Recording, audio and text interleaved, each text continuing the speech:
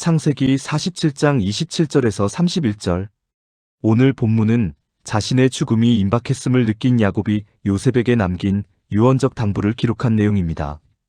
즉 야곱은 자신의 유해를 애굽에 장사하지 말고 가나안 땅에 장사하도록 당부한 것입니다.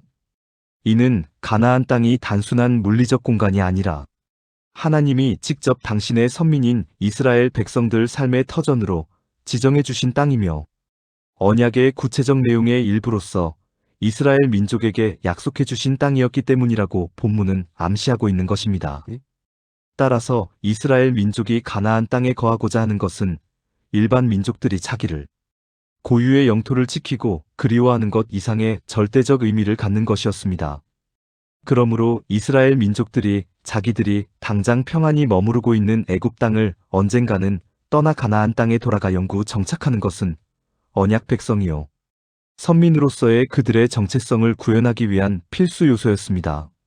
즉 이스라엘 사람들이 가나안 땅에 사는 것은 하나님과 사람 앞에서 선민으로서의 자신들만의 고유한 지위를 유지하며 진정한 삶을 살기 위한 가장 원초적 조건이었습니다. 다시 말하면 가나안 땅은 하나님의 약속과 축복의 구체적 증거의 하나였던 것이며 가나안 땅을 하나님과의 언약 관계 속에서 이루어지는 진정한 삶의 구심적이기 때문에 본서의 1차적인 독자인 출애굽한 이스라엘 백성들에게 왜 우리들이 출애굽해야 하는지를 말하고 있는 것입니다. 47장 27절. 이스라엘 족속이 애굽 고센 땅에 거주하며 거기서 생업을 얻어 생육하고 번성하였더라. 본문은 애굽에서 야곱의 가족이 번성했음을 선포하고 있습니다. 이는 하나님의 섭리가 위기 가운데서도 복을 이루심을 보여주고 있는 것입니다. 본문에서 생육하고 번성하였다라는 구절은 하나님의 신실하심을 나타내고 있는 것입니다. 이 약속은 하나님께서 대대로 이스라엘 백성과 맺어온 것이었습니다. 야곱이 베델에서 이 약속을 받았을 뿐 아니라 18장 3절. 아브라함도 이 약속을 받았었습니다. 17장 20절. 이 약속은 끊임없이 이어져 왔으며 이제 하나님의 성실하심으로 인해 그 열매를 보기 시작하고 있다고 본문이 말하고 있는 것은 하나님의 약속은 절대 변함이 없는 것은 그분은 절대 신실하시며 또한 영원하신 분이시기 때문이라는 것을 독자들에게 암시하면서 우리들이 믿고 따르는 하나님이 이런 분이시기 때문에 하나님을 신뢰하고 담대히 따르라고 암시하고 있는 것입니다. 47장 28절에서 29절. 야곱이 애굽 땅에 17년을 거주하였으니 그의 나이가 147세라. 이스라엘이 죽을 날이 가까움에 그의 아들 요셉을 불러 그에게 이르되 이제 내가 네게 은혜를 입었거든 청하노니 내 손을 내 허벅지 아래에 넣고 인애와 성실함으로 내게 행하여 애굽에 나를 장사하지 아니하도록 하라. 야곱이 자신의 생애에 대하여 언급하였듯이 그의 삶은 나그네 길이었습니다. 가나안에서 77년, 밧단 아람에서 20년, 다시 가나안에서 33년, 그리고 이제 애굽에서의 17년을 보낸 후 야곱은 애굽의 나그네로 자신의 삶을 끝내려 하고 있는 것입니다. 그는 무엇인가를 소유하려고 끊임없이 달려왔고 또한 그 길에서 수많은 잘못을 범하였지만 그 역시 그의 조상들이 갔던 길을 갈 수밖에 없었고 오히려 한 명의 나그네로서 타지에서 삶을 마감하는 순간에 직면해 있었던 것입니다. 이때 야곱의 심정은 어떠했을까요? 수많은 자기 후손이 번성한 것을 보고 뿌듯했을까요? 아니면 타지에서 죽음을 맞이하는 자기 모습이 처량했을까요? 아니면 인생 무상을 느꼈을까요? 야곱은 요셉에게 내 손을 내 허벅지 아래에 넣고 맹세를 하라고 요구합니다. 이는 고대 사람들이 중요한 맹세할 때 어떤 신성한 물건에 손을 얹고 했다는 것을 보여주는 것입니다. 마치 오늘날 성경에 손을 얹는 것과 비슷하다고 보면 될 것입니다.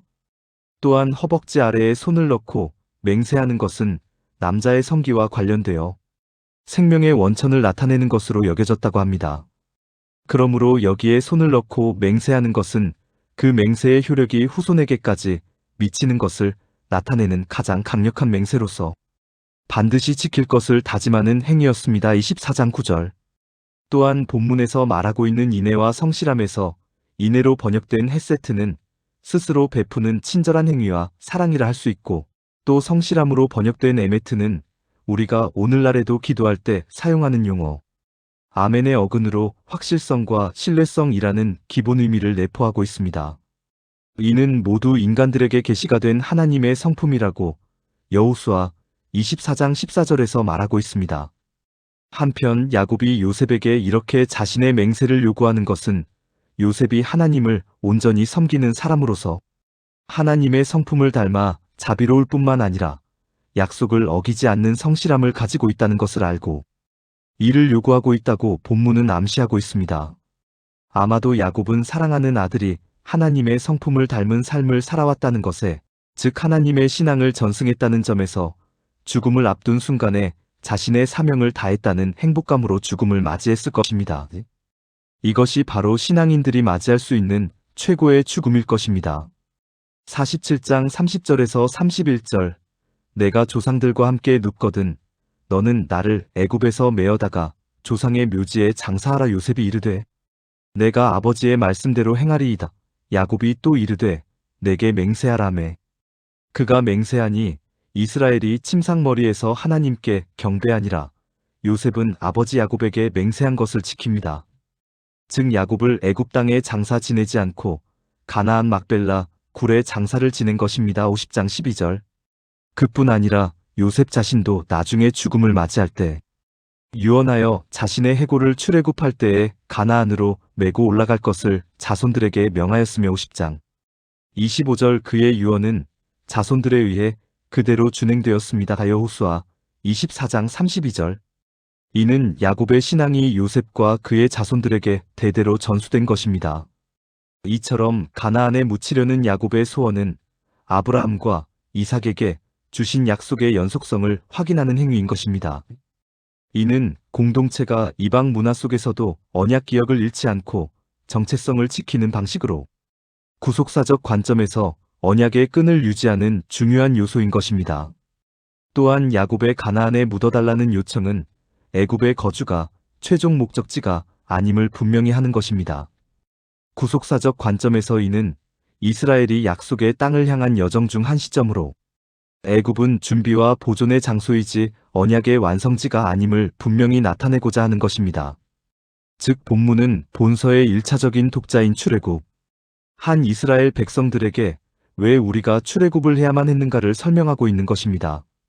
오늘 본문은 나그네 인생을 살아가면서 많은 우여곡절 안에서도 결국은 믿음과 소망을 붙잡고 죽음을 맞이하는 야곱의 말년에서 오늘날 우리들 또한 어떻게 죽음을 맞이하여야 하는가를 일깨워주고 있는 것 같습니다. 또한 선조들의 신앙을 그대로 이어받아 신앙의 삶을 살아간 요셉의 모습은 신앙을 전수하고 전수받는 아름다운 신앙 가정의 본이 되는 것 같습니다. 이처럼 우리들 또한 하나님을 모든 삶의 중심으로 모시고 언제나 하나님 중심의 삶을 살아감으로써 자손들에게 아름다운 신앙의 유산을 물려주고 물려받는 신앙의 복된 가정을 이루어야 할 것입니다. 이 시간 나는 과연 신앙의 복된 가정을 이루고 있는지 한번 점검해보는 시간이 되었으면 합니다.